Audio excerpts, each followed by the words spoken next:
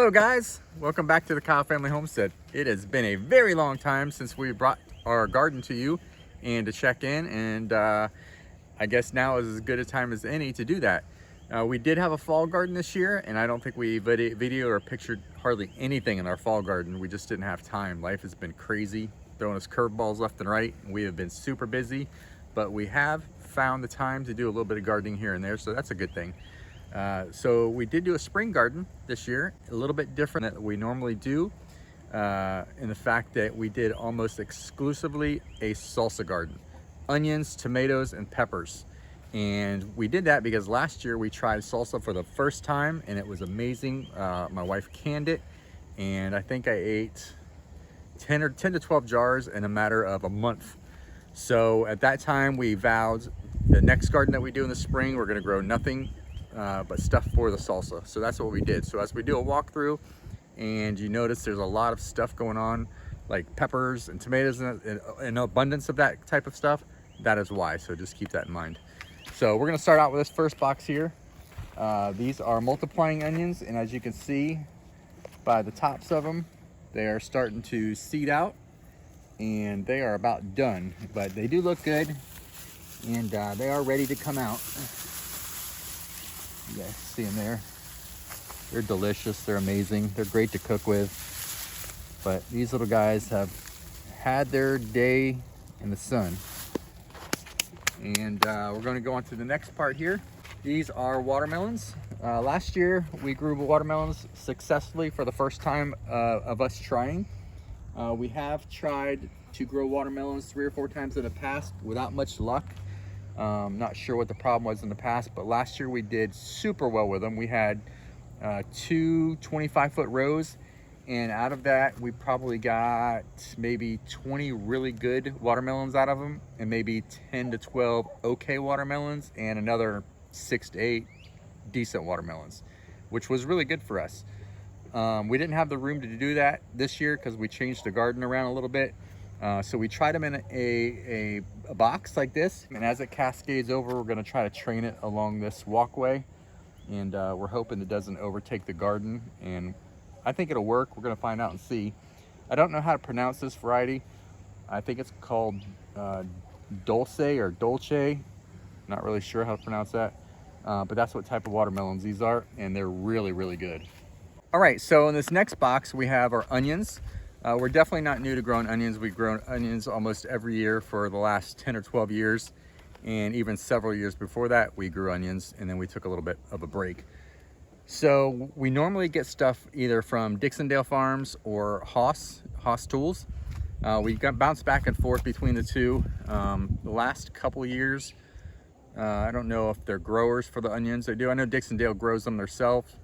And I think Haas buys their onion starch from a farmer, and then they just are kind of the middleman. If that's not true, I apologize, but I think that's what they do.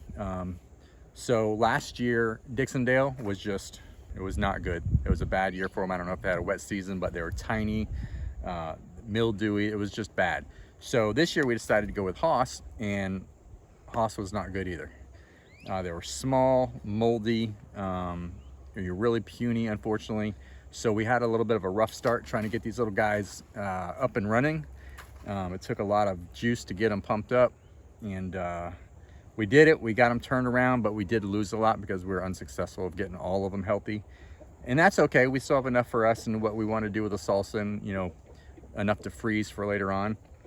But you'll see here in a minute that it is a puny grow out, but not bad. So we'll pull a couple for you and let you take a look and see what we got. Here's one here. It's a nice one. Shake this booger off here. Yeah, I mean, there's nothing wrong with that onion whatsoever. These are what they call a granite style. They're flat, which makes it really nice for cutting because they don't roll around on you. You know, it's a really nice flat onion. And what we do, we'll just throw them on and lay them on the bed. And let them sit there for a couple days and dry out. And if you guys are gardeners, you know that you don't want to pull onions before it rains or right after it rains because they're going to be mushy. And if you do lay them out in the garden or on the ground, make sure you're not getting rain for a couple days because that will ruin the onions. They'll get all mushy and they'll go bad on you. So that's what we do. We'll go along and pull them and let them dry out here for a couple days and then start storing them. All right, so in our last bed here we have to show, these are cucumbers. These are slicers we grew this year. Again, we kind of alternate. One year we'll do pickling cucumbers and then we'll do slicers. Last year was pickling and this year slicers. These are Market More. It's not a cucumber I would typically buy, but these were a gift. Somebody gave these to me. They were free and we had them, so I figured I might as well try them and see how they do. I think we have grown these before and they didn't do too bad, but I just put this trellis up. This is the first time I've ever used this type of trellis, and we're gonna see how that goes.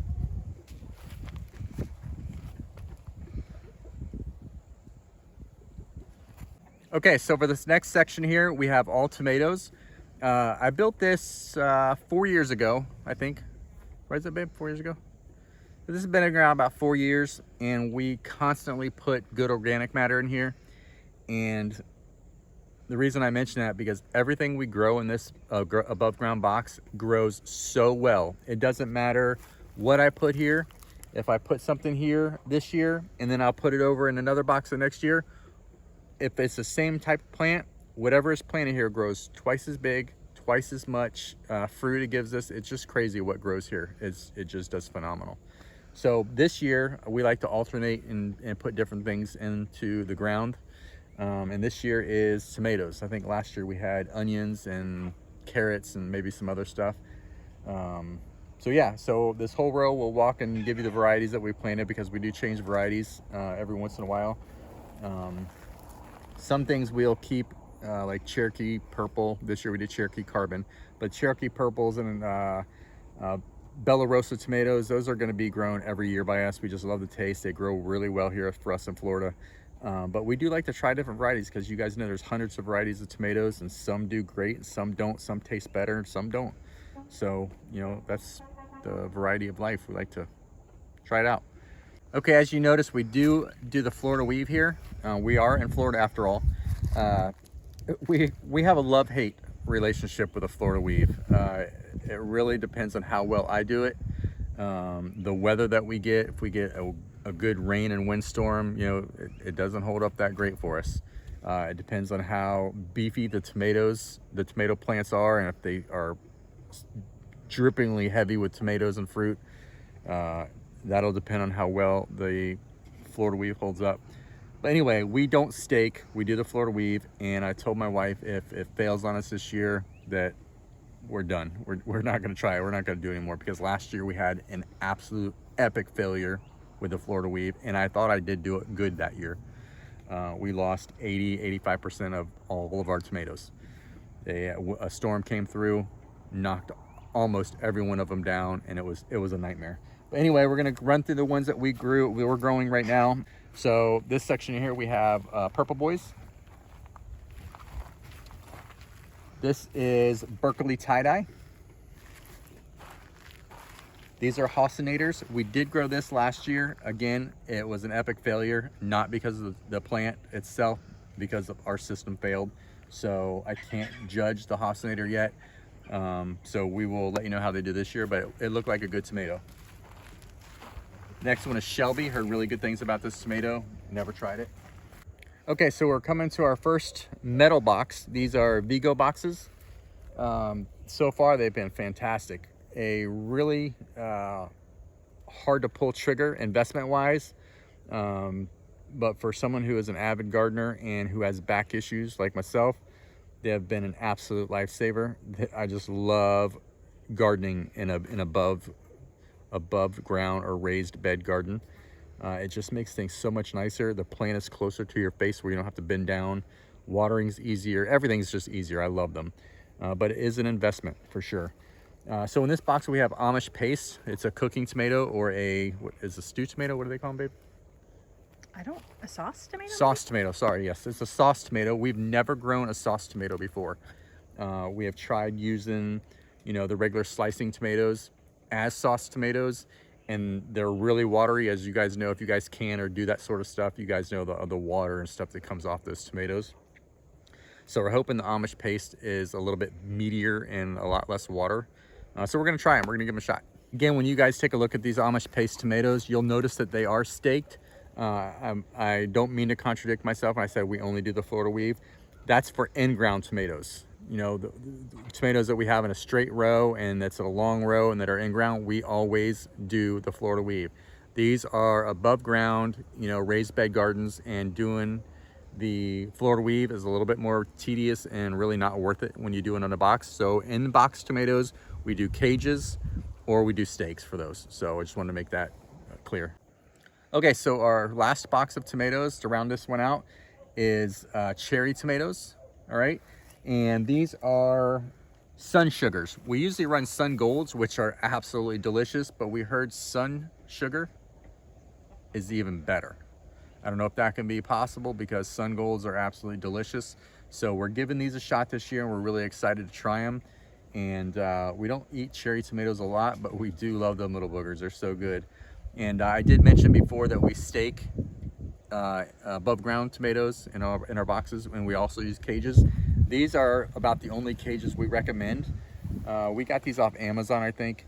And again, they're an investment. I think they're 20 bucks a pop, if I'm not mistaken. The little cone cages that you get at the box stores are absolute garbage. They're trash. I hate them. They fall over. They're weak. They're terrible. I hate them. We went to these 3 years ago, and they have never failed us. We've had the heaviest tomatoes laying on these things. The worst storms come through here, and we've never had an issue with these falling out of the cages. So I recommend them. I don't know what they're called, but you'll see they're square, really heavy gauged. They're wonderful, but they are pricey. Okay, now to end this video, we're gonna touch on all the peppers we have growing in our boxes. This whole box here is nothing but green bell peppers. Real basic. Everybody knows what a green bell pepper is, right? We like to freeze them. We use them in just about everything cooking, and we're probably growing enough here to last us the entire year. Hopefully, fingers crossed, we'll get enough, you know, abundance of them that we can put them up for storage. I would like to mention though, this year we got a much earlier start on our seeds because we bought a greenhouse, and that gave us a good month ahead of what we normally, you know, when we normally start growing. We were able to get a lot of our seeds in the containers in, like, I don't know, mid to end of January, and it has been a wonderful addition for us. All of our starts were super healthy. They got a really nice big healthy root stock on them. When we put them in the ground, they were just they hit the soil and they were up and running in no time. There was no lag time. We didn't have to nurse them up. We didn't have to, you know, pour the fertilizer to them to get them strong. I mean, they literally hit the soil and they were up and running out of the gate. So I do want to mention that because everything this early in the season, why everything looks a little bit healthier than normal and bigger than normal, that's why. In this box, nothing special, nothing fancy. These are yellow bell peppers. So what I want to touch on too with what we do with our peppers is we'll come back in a couple weeks when they get about, I don't know, 4 to 6 more inches of height on them, and we'll take the bottom 2 or 3 leaves off of the bottom of the plant. What that'll do will help, you know, force the energy to go to the top of the plant and hopefully put out more fruit for us. In this box we have Hildagos. I have no idea what they taste like. I don't remember what they look like, but they looked really good and they sounded delicious, so we're trying them. In this box is Aruba Cubans. Again, never tried them, never grew them, don't know what they are, but we're gonna try them. And on that note too, I wanted to do a little tool spotlight. You guys know what that is? It is an action hoe or a stirrup hoe, but I have never found one in a mini version. They always come in the 6-foot long handle version that you have to, you know, like a shovel, that size. This thing is the most handiest, coolest tool that I have because I can come in here without bending over and just start scratching the surface and get rid of weeds. And I found this at a garage sale for $1. Don't know where you'll find them, but if you happen to see one and you do container gardening or box gardening like this, you've got to get one of these. This is going to be a super common theme apparently. No idea what they look like or what they do or how they taste, but these are Durango peppers. Okay, and for our last box and our last pepper, it is a roulette pepper, and we have grown these before. So these are a little bit sweet, almost like a citrus flavor. They look exactly like a habanero. The same color, same shape, same size. It looks identical to a habanero, but they have a citrusy taste to them. All right, so for this row here, last year, right here where I'm kneeling is where we had our in-ground garden. And like I said before, we changed things around. Behind me here are blackberries, which we'll talk about in a minute. And right here where I'm kneeling are blueberries. So these blueberries are 1 year old. I started them last spring, and they were little tiny little baby starts when I started them. And I just kind of up potted them throughout the year. And right now they're sitting in 3-gallon pots. They're absolutely going crazy with blueberries. We're gonna wait 1 more year. I'm gonna grow these out throughout the summer and through the fall and then through the winter. And then the beginning of next spring, I'm hoping they're gonna be big enough and viable enough to plant in the ground. And we're gonna have, right here where we're at, we're gonna have an in-ground blueberry plot. So the 2 varieties that we're growing are Snow Chaser and Emerald. The Snow Chaser here for the South, they only require about 100 to 200 hours of chill. And the Emeralds, I think, are 300 to 400 hours. And I like to do a little bit of variety for obvious reasons, in case we get a warmer winter or a cooler winter. I'll know I'll have some blueberries producing on either or of the blueberry varieties. Okay, so in this row, we have all of our blackberries. And I chose to grow these in pots for a couple reasons. Number one, our soil here stinks. So I figured I can control the water and the fertilizing and everything else, you know, a little better in a pot. They do take a little bit more water in a pot, but we have them on drip, so it's okay. Another reason is blackberries can be quite invasive. They'll shoot up runners, and they'll spread like wildfire if you don't keep them in check. And I honestly don't want to keep them in check. So I grew them in pots, and I did a little metal trellis here, and so far it's been working out good. Last year I think we got, I don't know, maybe 10 pounds of blackberries off 4 of these. And we have, I think, 20. I didn't count, but we have a lot more this year. And I'm hoping we can get it 25 or 30 pounds off these plants this year. I'm keeping my fingers crossed. This is the first year that we have them in pots like this, and they're salt lick tubs. There's some kind of feed tubs. I think they're salt lick tubs, but that's what we put them in. And the 2 varieties we have are Apache and Natchez.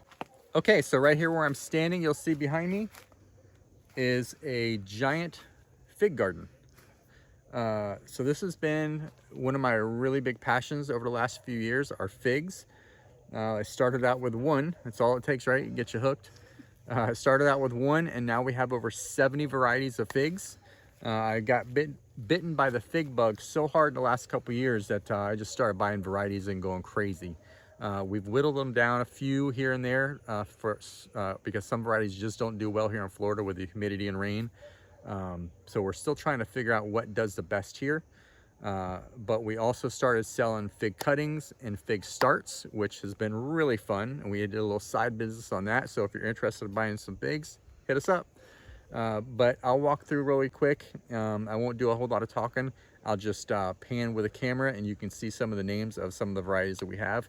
But if you don't have figs, you've never grown figs or never tried a fig, they are a treat. They're fun to grow, and they're super tasty.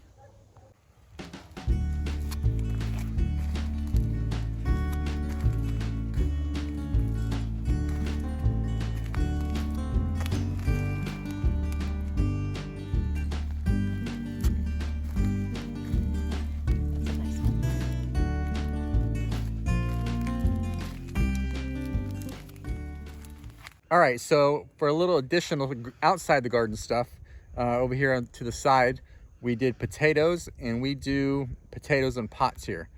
Number one, because we don't have any room really to do potatoes anywhere else. And number two, we tried it last year and they worked out really well. We got enough potatoes for what we wanted to do. So we did a couple pots of potatoes here. I would tell you what varieties they are, but in typical fashion Mike, I discarded the tags and I did not label them. So these are wait and see potatoes.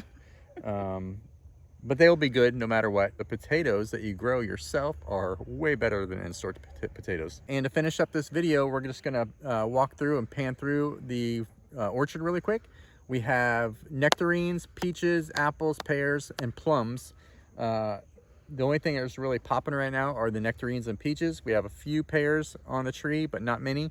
The rest are going to be a little bit later on the season, but I want you guys to enjoy the little videos of our peaches and nectarines. And thank you so much from the bottom of our hearts for sticking with us through this big long drought that we've had for posting videos. Keep our fingers crossed that we can do more of these later on in the year, and we'll do an update on the spring garden for sure. So until then, we'll catch you guys later, and thanks for tuning in.